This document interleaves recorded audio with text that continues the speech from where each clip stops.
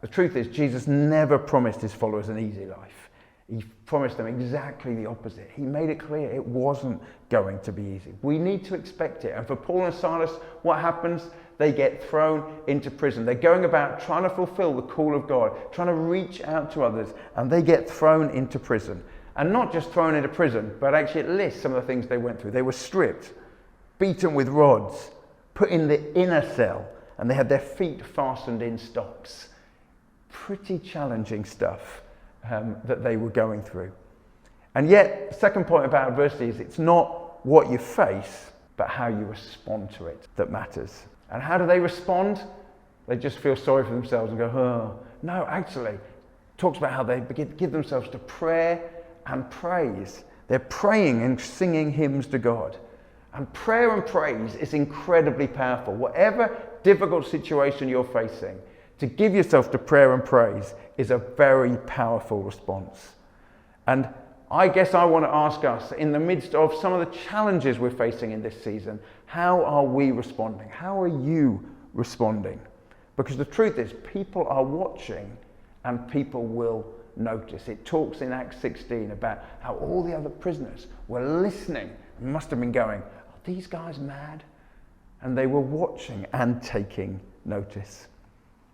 And the final thing to say about adversity is that adversity is the cradle of creativity and new life. In this season of all sorts of challenges, God is wanting to birth all sorts of new things.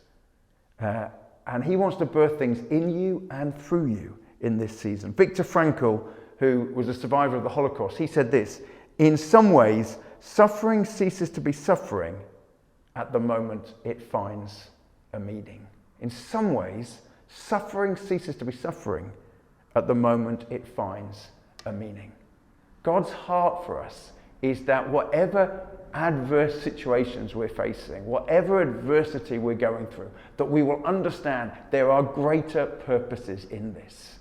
And when you're able to do that, and when you're able to embrace his purposes in the midst of the challenges, then actually it helps you to walk through the challenges themselves. So adventure, adversity, and finally, advance. Kingdom advance comes when we prioritize it above our needs and our wants. What happened with Paul and Silas? There they were singing hymns to God, and earthquake, suddenly they're free. They can walk straight out and be free. But what do? They stay exactly where they are. Why? Because they're less caught up with their own needs and their own desire for comfort than the needs of others. And when the jailer's about to kill himself, Paul says, don't harm yourself. We're still here. I find myself deeply challenged by Paul and Silas's response here. Because too often my thought is, what is best for me? I can be so caught up with my own needs. I can be so caught up with what's going to help my situation that I can't see the greater needs of others. And in this time, it's good to ask ourselves the question, are we protecting our own safety, or are we looking out for our neighbours' safety and well-being? So, first thing I want to say about advance is kingdom advance comes when we prioritize it above our own needs and our wants. And the second thing is that kingdom advance comes when radical living leads to radical response. I think you would agree that the way Paul and Silas were living was pretty radical. It got people's attention. The fact that they didn't just run free, it got everyone's attention. And what happened? The guard goes, sirs, what must I do to be saved? When people see the reality of Jesus in our lives, when people see us not just living some comfortable life, but radically following him, it causes them to ask a question.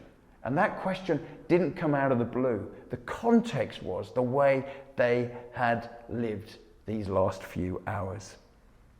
I don't know about you, but I have often found there's a lie of the enemy that comes at me that goes something like this.